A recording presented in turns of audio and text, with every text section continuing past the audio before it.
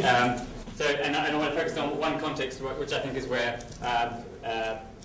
moral enhancements are most likely to be used coercively and where it's most likely to be justifiable to use them in that way, and that's within the context of criminal justice. So consider this case. Suppose that Jarvis is a repeat violent offender who's been incarcerated several times. He now comes before the court for sentencing following his most recent assault conviction. The normal sentence would be a further period of incarceration, but requiring Jarvis to receive regular injections of a new aggression-lowering drug, which I'm going to call drug X, would be more effective at preventing reoffending. Suppose that this drug would simply suppress the most kind of extreme impulses towards violent aggression that Jarvis might otherwise feel. And suppose also that this drug would have no more side effects than a typical widely used pharmaceutical, say a typical antidepressant. So one question that we might ask about this case is, could the state permissibly impose this intervention on someone like Jarvis as part of a criminal sentence? And that's the question that I want to address in this talk. Just a couple of quick comments before I do that. First of all, this is a hypothetical case, but I wanted to note that it's not entirely fantastic, I don't think. There are a few drugs that have already been shown in small studies to reduce aggression in certain groups. And the case is also structurally quite similar to cases that we already face about how to use testosterone-lowering drugs to prevent recidivism in sex offenders. I've just chosen this case because I think it's slightly simpler from an ethical point of view. The second point I wanted to make about the case is that I'm not going to be interested in whether this is actually an example of moral enhancement or not. Some people would think it's a moral enhancement, maybe other people wouldn't, but what I'm interested in is whether interventions like this, whether or not they're moral enhancements, could be permissibly imposed on someone like Jarvis. And finally, I want to avoid getting kind of caught up in discussions about the justification of criminal justice or criminal punishment in general, so I'm just going to assume that it would be permissible for the state to incarcerate Jarvis in this case, at least in the absence of the availability of drug X. Now, given that assumption, there's a fairly obvious prima facie case for the view that it would be permissible to impose drug X on Jarvis. It's plausible that preventing recidivism, preventing reoffending is one of the goals of criminal justice. I've specified that drug X would be more effective at realizing this goal than incarceration. So in one respect, it's morally superior to incarceration as a kind of criminal remedy. So other things being equal, if incarceration would be justified, which I'm assuming it would be, then one might think that opposing drug X would be permissible. But I think many people would want to argue that other things are not equal and that in fact there is would be some problem with the courts imposing an intervention like drug X. Certainly the small amount of literature that exists to date on chemical castration would suggest that many people think that. So what I want to do in this talk is to consider various arguments that might be given for the view that it would not be permissible to impose this drug. I'm going to consider 5 arguments, 5 objections to the imposition of drug X. The first 3 I'm going to go through very quickly and just set them aside for reasons that I'll explain. And then I'm going to focus on the 4th and 5th of those. So the first objection would maintain simply that this kind of intervention would be too prone to misuse. So perhaps it would be okay for the state to impose this interventions on certain individuals like Jarvis in isolation, but in fact they wouldn't be able to do so in isolation. If the state were to impose this intervention, they would presumably do so by authorizing the criminal justice authorities, the courts and so on, to do so on their behalf. And one might argue that we just couldn't trust the courts to impose this kind of intervention only when it would be justified to do so. Now I think there's some kind of reasonably strong historical basis for this worry. If you look at the history of the 20th century of use of medical interventions to try to prevent criminality, something like the frontal lobotomy, which was used to try to prevent aggressive offending, violent offending, you might think that humanity, including the psychiatry profession and the legal profession, have a kind of chronic tendency to be over-enthusiastic about the use of medical solutions to criminality. So I think that this might be a legitimate, perhaps even a decisive objection to imposing drug X at the moment, but I'm going to set it aside, mostly because as a philosopher I don't really think I'm qualified to assess it. I think it's mostly an empirical question that underlies this objection, but also because I think one might think that even if we couldn't currently trust the courts to impose this kind of intervention, only when justified to do so. Perhaps in the future we will be able to trust them. Perhaps we'll have a better court system in the future. So it seems interesting to ask whether, in those more ideal circumstances, it could be permissible to impose drug X. The second objection, and this is an objection that has been raised by courts in the US against the use of chemical castration in sex offenders, would maintain that imposing drug X wouldn't inflict sufficient suffering on the offender. So I've been assuming that one of the goals of criminal justice is to prevent reoffending. Many people would argue that criminal justice serves other goals as well. Perhaps criminal justice systems ought to mete out deserved suffering that have a retributive function. Perhaps they ought to try to deter criminal offending by others. If one accepts that criminal justice systems have either a deterrent or a retributive function, then you might want criminal remedies to inflict suffering. Only by inflicting suffering on the offender will they achieve these goals. But I think that we can quickly respond to this objection just by noting that if one thinks that there are retributive and deterrent goals that should be served by criminal justice systems, one could achieve those goals using different criminal remedies. We could supplement the imposition of drug X with a fine or with a community service program or a probation regimen that would be intended to mete out the retributive and deterrent effects goals, realise the deterrent and retributive goals of criminal justice. And in fact, there might be some advantages of having different remedies, different criminal interventions to realise the different goals of criminal justice. So I don't think that's going to be a decisive objection. The third objection, which in a way is the opposite of the second, would maintain that imposing drug X would cause too much suffering to the offender. And again, this objection has been raised against the use of chemical castration. It's been said that the side effects are simply too great for this to be justified. But I think that this objection will be implausible or unpersuasive when applied against this case of imposing drug X. I specified that this was a relatively safe drug along the lines of a widely used antidepressant, and I think it would just be very implausible to say that imposing a safe drug would cause more suffering than incarcerating someone. And I'm supposing that incarceration is permissible. Incarceration itself causes a great deal of suffering. Partly that's due to the way it's done currently in existing jurisdictions, but even a kind of maximally prisoner-friendly kind of incarceration would, I think, cause serious suffering. It would, the mere restriction of free movement and association would frustrate the ability to form and maintain normal relationships. It would presumably frustrate the ability to pursue ordinary careers, and in fact it would interfere with almost any valuable life project that one can think of. So I think that unless one thinks that concerns about suffering constitute a decisive objection to incarceration, one couldn't think that they would constitute a decisive objection to imposing drug X. So I now want to move on to a couple of objections which I think are potentially more promising, at least if one accepts certain kinds of views in moral theory. And the first of those maintains that the problem with imposing drug X would not be that it causes too much suffering, but simply that it interferes with the body in a non-consensual way. It's widely thought that we possess a right to bodily non-interference, sometimes called a right to bodily integrity. This is why it's normally wrong to perform a medical intervention on someone without that person's consent.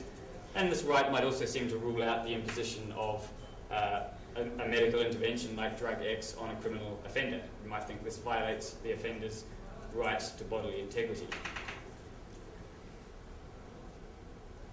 And I'm just going to accept that, for the sake of argument, that there is a right to bodily integrity. But I think that even if we accept this, it's not entirely clear that this will be a decisive objection. One might think that the right to bodily integrity loses some of its force, or perhaps is waived entirely when one commits a crime. So by analogy,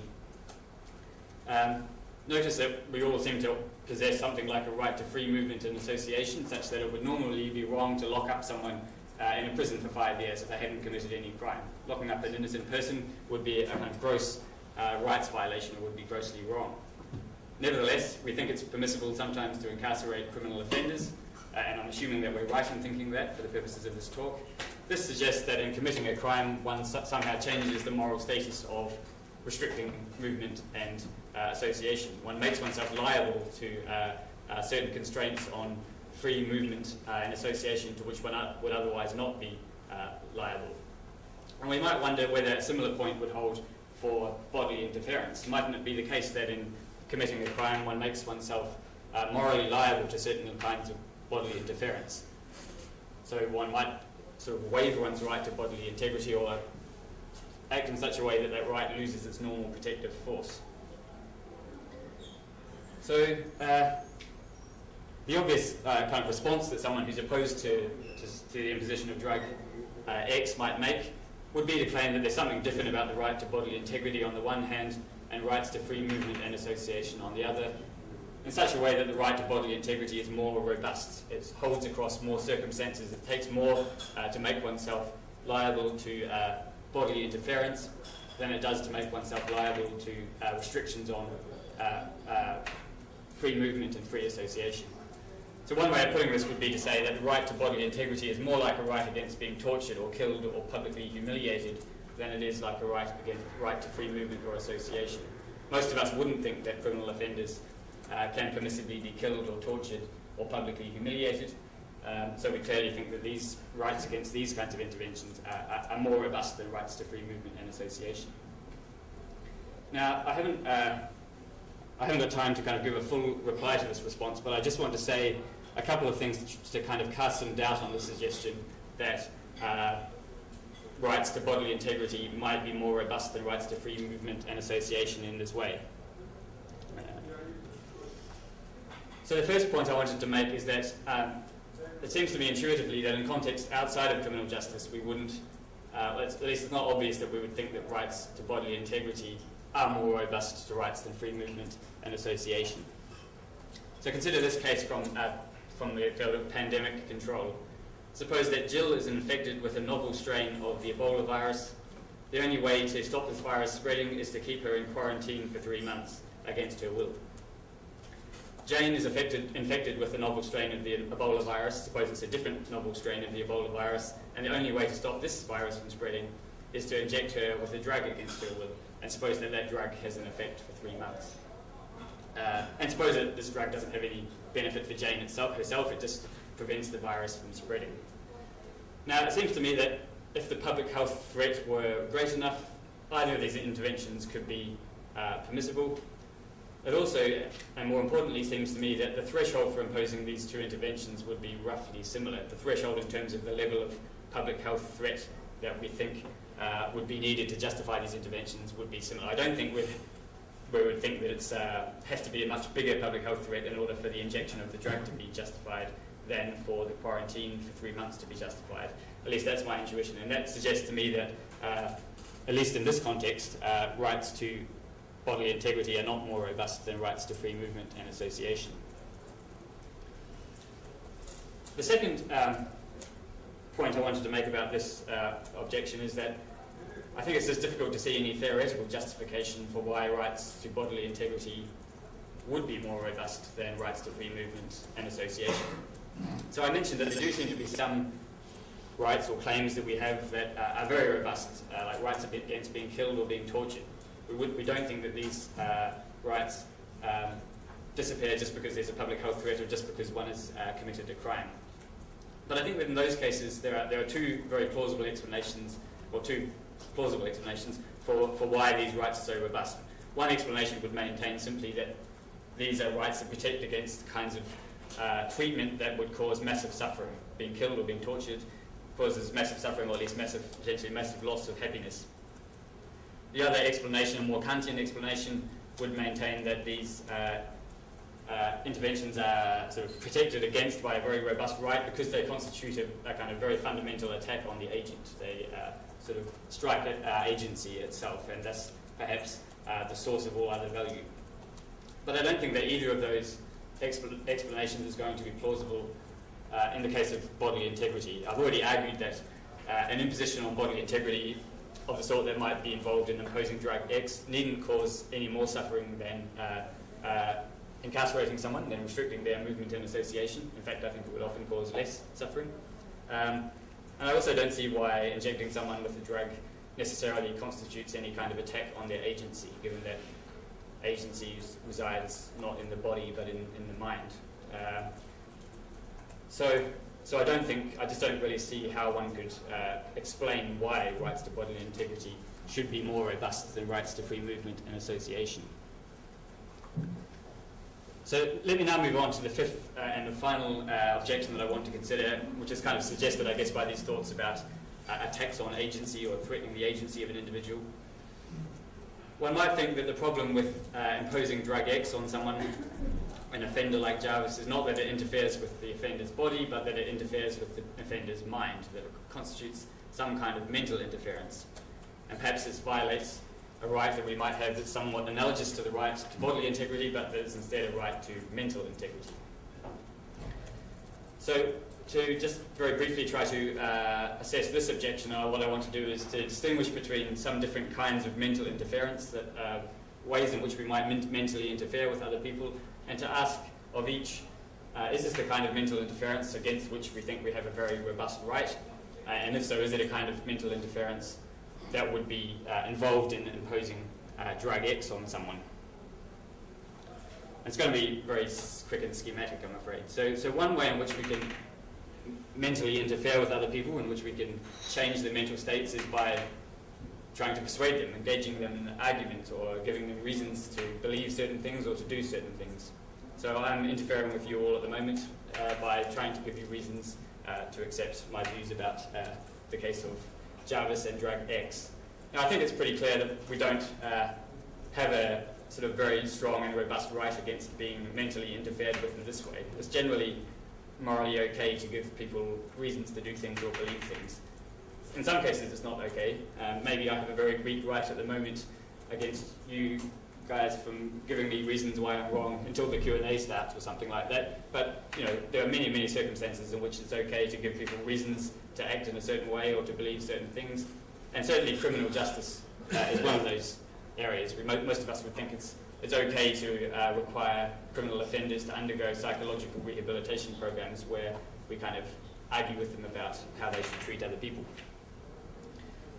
At the other end of the spectrum, we have a kind of mental interference that we might call mind control, which involves blocking or overriding someone's decisions. And I think the best example of this would be something like the God machine case that was discussed yesterday that Ingmar and Julian have mentioned. So this is something that kind of detects what you're about to believe or what you're about to intend and changes your mind so that you believe something else instead. I'm just going to accept for the sake of argument that there is a very robust right against mind control, although I think that there could be arguments for questioning that. But what I want to suggest is that there's a kind of mental interference that's somewhere between these two extremes, which I'm going to call irrational influence. And this, unlike mind control, doesn't involve completely blocking or overriding people's decisions. It just involves influencing people's decisions. But it doesn't do so through giving people reasons or arguments. It does so through irrational means.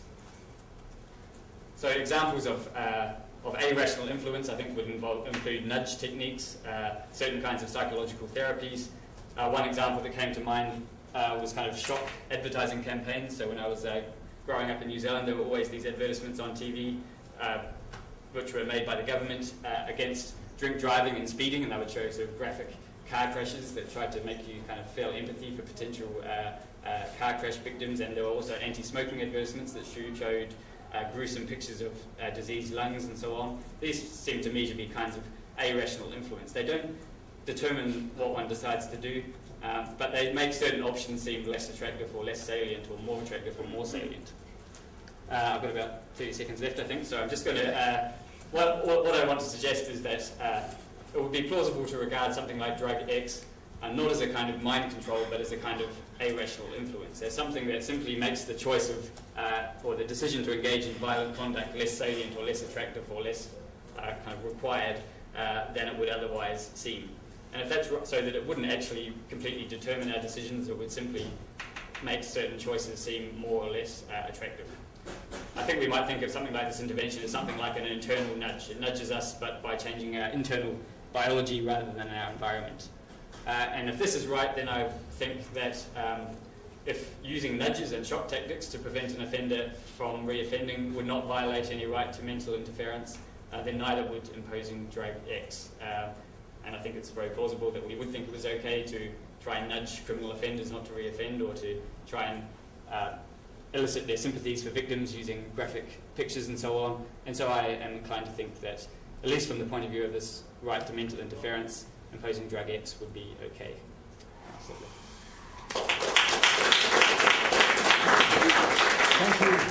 Thank you, Tom. Admirably concise. Only 2 minutes over, for which you'll be penalised by some unspecified punishment later, possibly a nudge. Fewer questions. But it was also so conclusive that there can't possibly be any questions. So we can. No, I see there are some questions. I saw Nick first at the back.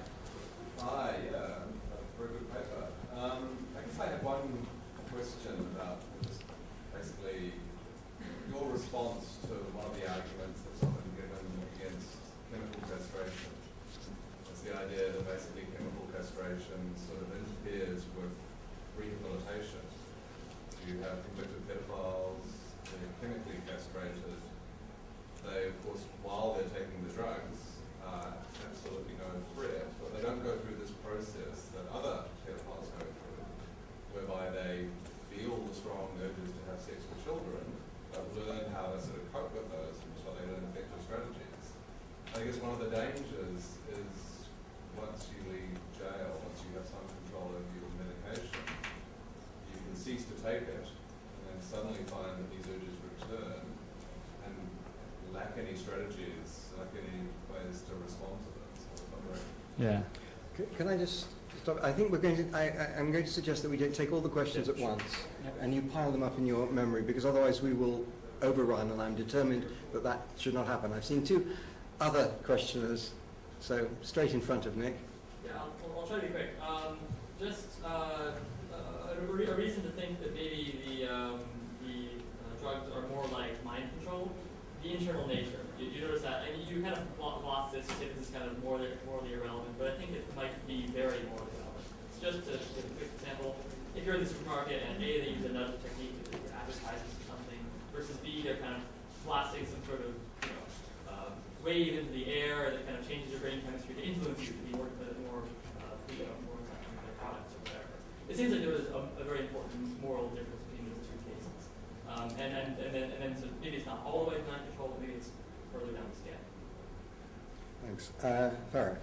Thank you, Tom. I thought it was a wonderful talk. I agree with everything you say, but I think it all hinges upon the fact that you have a drug with very little side effects. And I think we shouldn't forget that today we don't have that kind of drug. And the best drug we do have for reducing aggression is antipsychotics, and these have huge side effects. So I think it's a bit dangerous to not consider that today we don't have this. We have it because they are given in prison. So many prisoners today. So, yeah, it's just a comment. But great talk. Tom, do you want to answer those 3? Yeah, so quickly, on Nick's point, I agree. I mean, if what you suggested were true, then it would just seem to be the case that this intervention would not be better at preventing recidivism over the entire future of the offender's life than perhaps the period of incarceration. From what I know about the kind of empirical literature on chemical castration, it's not so clear that that is the case, because actually often the chemical castration is used as a kind of adjunct to psychological rehabilitation. So you have these offenders that kind of can't think about anything other than sex in some cases, and by lowering their testosterone levels, you can kind of get the psychological therapies to work a bit better, because the offender's not so kind of distracted by sexual desires. At least in some cases it seems that might be plausible. Owen's point, I sort of agree that intuitively there seems to be a difference there, but I find it hard to make sense of it. I mean, I can see how it could be important if one kind of nudge was somehow more resistible than the other, but it's not obvious to me that internal nudges are going to be less resistible than external nudges. I mean, they both kind of involve a kind of perception of something that's going on. In one case, a perception of an external environment, in the other case, a perception of an internal bodily state that's induced by a drug, perhaps. It's not kind of obvious to me that that's going to differ between, or necessarily going to differ between internal and external nudges. And besides that, I just find it hard to give any kind of rational basis for the intuition. Farah's point, can you remind me? Just a comment. Side effects, yeah. So, well, one thing is that, actually for sex offenders, SSRIs, which are antidepressants, are also sometimes used, right? And not because of the antidepressant effect, but because they happen to have as a side effect reduction of libido. But we generally think of SSRIs like citalopram and Prozac as pretty safe drugs, even though they do have some side effects like that. So, so that seems to be an example of... No, for aggression, no, we don't, yeah. Thanks. Last point, if it's very quick. Very quick. Could you just elaborate a little bit more on the difference that you make between these drugs that you presume will only be like matches? Yeah. I take it that if the drug would be like a golf machine, you wouldn't accept it. So the argument in the end hinges on the fact that you take the drug to be like a match, not like a golf machine. What exactly is, in your opinion, the moral difference between the match and the golf machine? Yeah, well, I guess... Where's the tipping point? Well, I guess I think the difference is whether it is going to be whether it preserves choice or not. But there's obviously lots of room for debate about what choice consists in, and I think I want to try and avoid having to resolve all of those disputes. So, can I say whatever you think is necessary for free choice is what makes the difference. But I agree that I realise that's not a very satisfactory answer. Thank you very much. That was excellent. Wonderful presentation.